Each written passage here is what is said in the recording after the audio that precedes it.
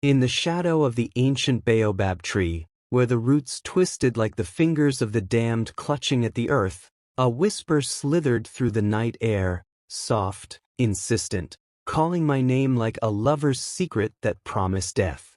The village of Kambiri nestled on the sun-baked plains of the savanna, where the acrid scent of red dust mingled with the sweet rot of overripe mangoes fallen from weary branches.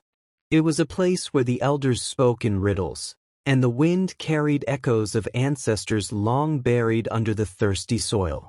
I, Kofi, was just a boy of 16, my skin etched with the scars of thorn bushes from herding goats, my heart still raw from burying my mother 6 moons ago. She had died screaming in the fever's grip, her eyes wide with unseen terrors, whispering of shadows that hungered for the living. That night, the air hung heavy, thick with the metallic tang of an approaching storm. Crickets chirped in frantic rhythm, their song a brittle warning, while distant hyenas laughed like mad spirits mocking the stars. I lay on my reed mat in our mud hut, sweat beading on my forehead, when it began. Come to me. The voice was hers, warm yet frayed, like thread unraveling from a worn Kent cloth. It seeped through the thatched roof, pulling at my soul. I bolted upright, heart pounding against my ribs like a trapped bird. The hut was empty, save for the faint glow of embers in the cooking fire, casting flickering shadows that danced like ghosts on the walls. I told myself it was the wind, or perhaps the fever returning to haunt my dreams. But curiosity gnawed at me, sharp as a lion's tooth. Slipping out into the cool night, I followed the whisper toward the great baobab at the village edge, a colossal sentinel, its bark gnarled and scarred, branches splaying like the arms of a giant pleading with the heavens. Legends whispered that it was planted by the first ancestors, a bridge between the living and the dead. But the elders warned, disturb it, and the shadows within would awaken, hungry for flesh and secrets. As I approached, the ground grew soft under my bare feet, damp with dew that chilled my toes. The whisper grew louder, curling around my ears like smoke. Kofi, I've waited so long. Unease prickled my skin, raising gooseflesh despite the humid air. Was this grief playing tricks? Or something worse? The next day dawned with a blistering sun, baking the earth until cracks spider-webbed like veins in old skin. I confided in my sister, Amina, as we fetched water from the river, the clay pots heavy on our heads, the water's cool splash a brief mercy against the heat. Her eyes, dark as polished ebony, widened with fear. Brother, you mustn't listen, she said, her voice low, trembling like leaves in a breeze. The elders say the baobab holds the Asanbosam, the iron-toothed spirits who mimic the dead to lure the foolish. Mother is at peace with the ancestors. This is a trap. But doubt festered in me, hot and insistent. That evening, as the village gathered around the fire pit, flames crackling, spitting sparks into the twilight skies scented with roasting maize, I sought out Old Man Tunde, the storyteller with skin like weathered leather and eyes that held the weight of centuries. His pipe smoke curled lazily, filling the air with the pungent aroma of dried herbs. The Asanbosam, he rasped, his voice gravelly as shifting sands, are born from unfinished business. They cling to the baobab's roots, feeding on regrets. If one calls you, it wears the voice of the lost to draw you close. Then it strikes, teeth like hooks, draining your life until you're a hollow shell. His words chilled me, but the whisper returned that night, more urgent, laced with pain. Kofi, they took me, help me.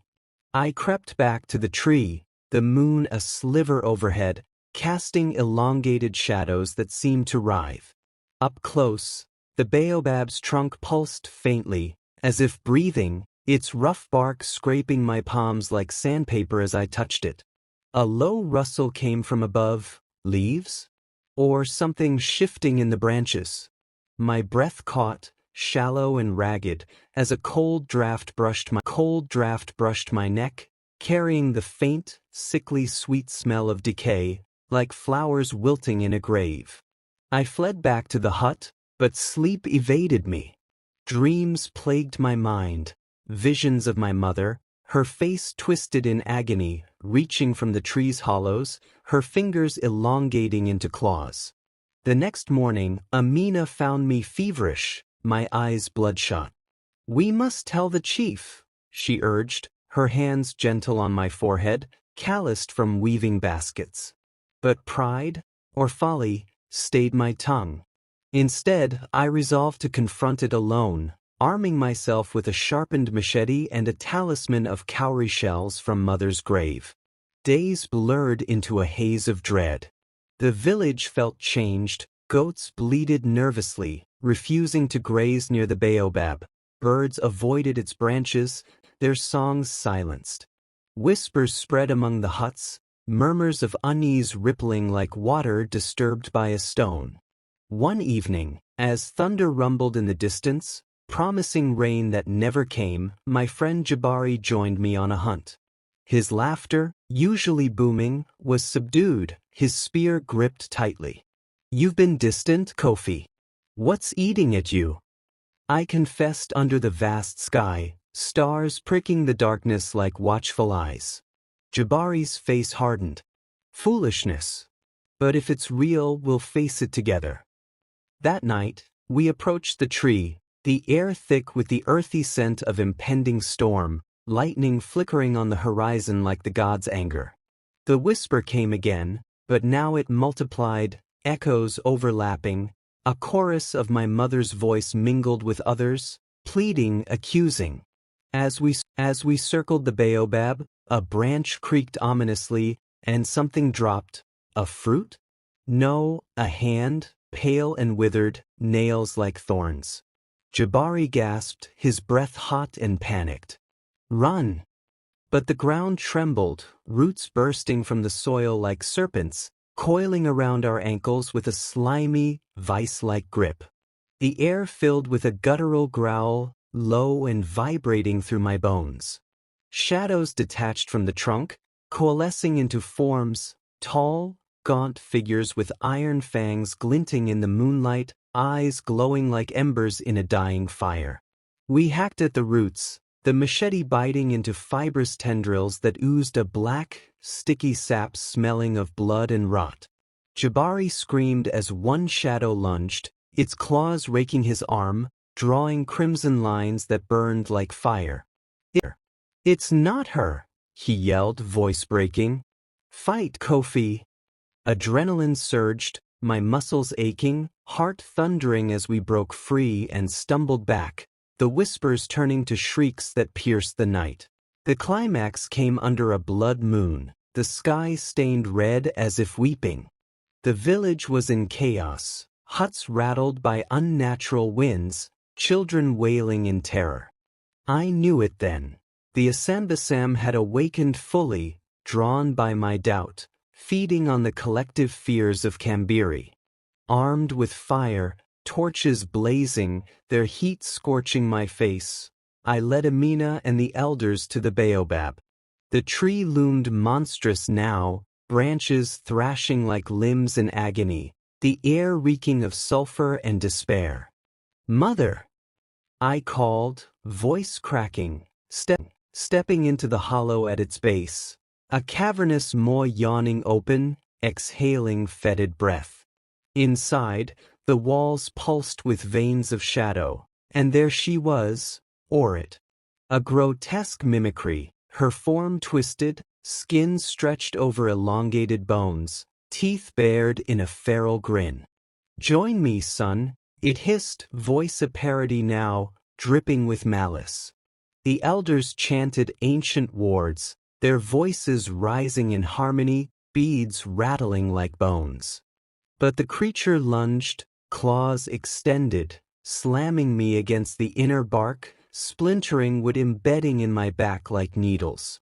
Pain exploded, white-hot, as its breath, rotten and cold, washed over me. "Your regret feeds me," it snarled. In that moment, clarity struck. This wasn't Mother. It was my guilt, manifested, for not saving her from the fever. With a roar born of fury and sorrow, I plunged the machete into its chest, feeling the blade sink into something soft and yielding, like piercing a bloated fruit. Black ichor sprayed, burning my skin as the creature howled, a sound that shook the earth, roots retracting in spasms.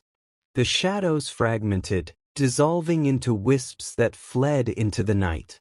As dawn broke, painting the savanna in golden hues, the baobab stood scarred but still, its whispers silenced. Jabari's wounds healed, though scars remained as reminders. Amina hugged me fiercely, tears wetting my shoulder. You faced it, brother. Mother would be proud. Yet as I walked away, the wind stirred faintly, carrying a final, faint murmur, my name, soft as a sigh. Was it gone? Or merely waiting, biding time in the roots? The ancestors teach that some horrors never truly die. They linger in our hearts, waiting for doubt to call them forth again. If this chilling tale of the Asanbosam gripped you, share it with friends under the starlit sky to keep the shadows at bay.